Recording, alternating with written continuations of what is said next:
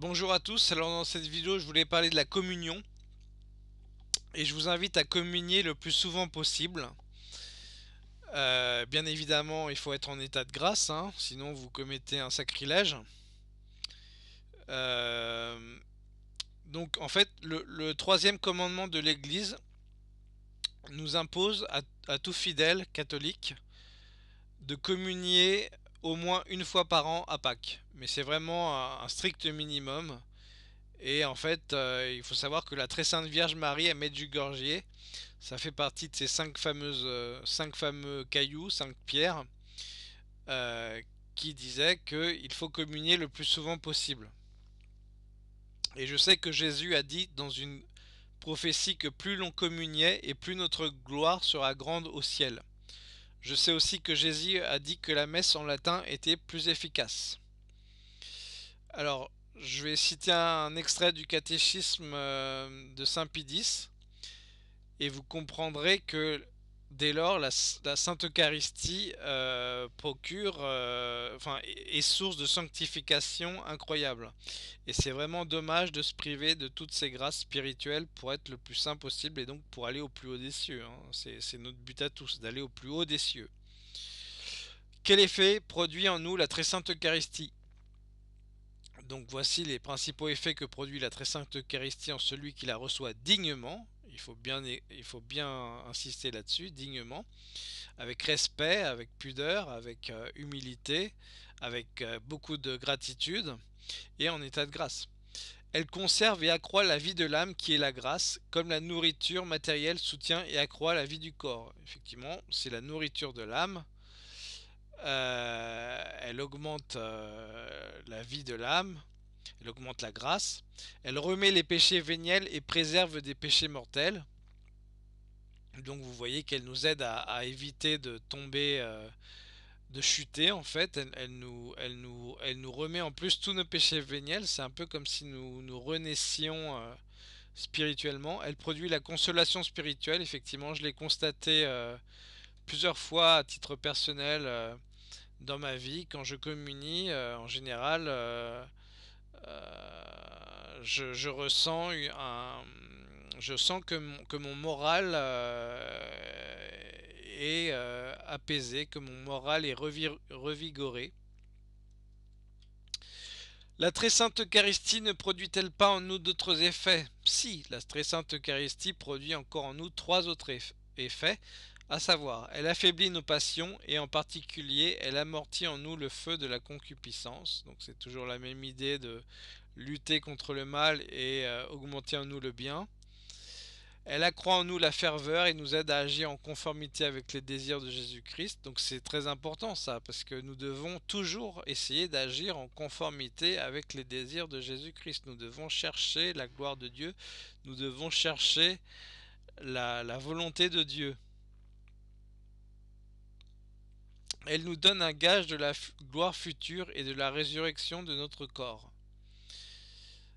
Et Jésus a dit dans l'évangile de Saint Jean, celui qui mange ma chair et boit mon sang a la vie éternelle, et moi je le ressusciterai au dernier jour. En fait, il faut imaginer que Jésus vient habiter en nous, que Dieu vient habiter en nous, euh, en ingérant donc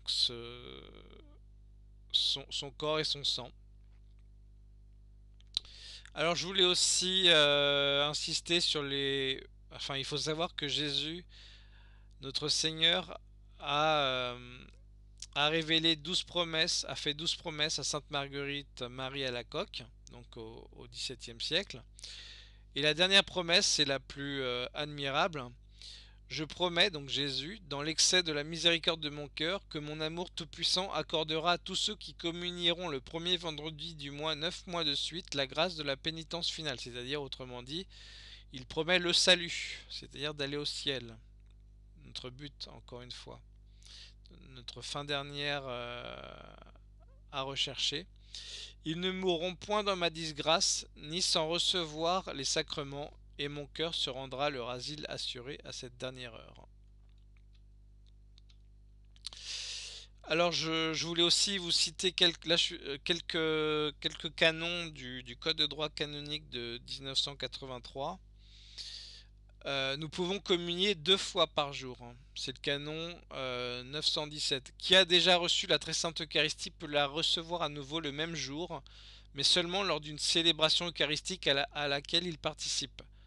C'est-à-dire qu'en gros, il faut assister à la messe, à l'intégralité de la messe. Mais vous pouvez tout à fait communier 2 fois par jour. D'ailleurs, ça se comprend très bien. Par exemple, le samedi où on communie, où on va à la messe pour le samedi, et puis parfois nous sommes empêchés d'aller à la messe le dimanche, donc nous allons à la messe le samedi soir.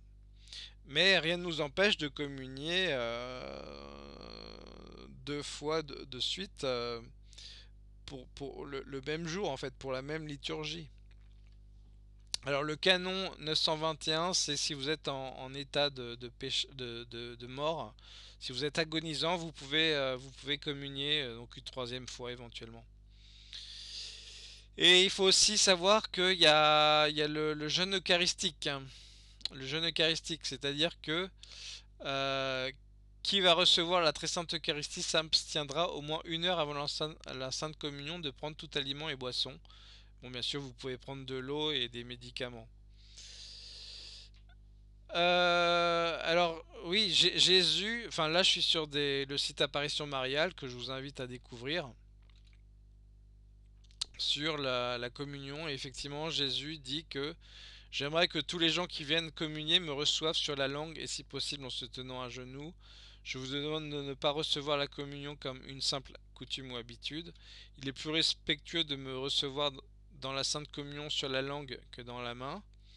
Dis à mes fils prêtres de refuser mon saint sacrement à quiconque dans la main. Bon, je garantis pas l'authenticité de ces prophéties, mais ma foi, de toute façon, d'un point de vue tout à fait rationnel, voici les conséquences les plus graves de la pratique actuelle de réception de la communion dans la main. La réduction ou la disparition de tout geste de révérence et d'adoration. L'emploi pour la réception de la Sainte Communion d'un geste habituellement utilisé pour la consommation des aliments ordinaires, d'où résulte une perte de foi en la présence réelle, surtout parmi les enfants et les jeunes. La perte abondante de parcelles de la Sainte Hostie et leur profanation consécutive, surtout en l'absence de plateau lors de la distribution de la Sainte Communion, un autre phénomène qui se répand de plus en plus, le vol des saintes espèces. Et je conclurai par une citation de Mère Teresa qui disait à un journaliste en 1997. Donc le journaliste lui demande: Mère Teresa, quel est le plus grand malheur du monde actuel? Donc sa réponse, la réponse de Mère Teresa: ce n'est pas la misère ou la famine dont sont victimes tant de pauvres. Ce ne sont pas les guerres et les catastrophes de toutes sortes. C'est la communion dans la main qui est ce manque de respect vis-à-vis de la personne de Jésus-Christ. Voilà, donc j'espère que vous essaierez d'aller à la messe le plus souvent possible et en communiant dignement et à genoux si possible et sur les lèvres. Que Dieu vous bénisse et à bientôt pour une prochaine vidéo.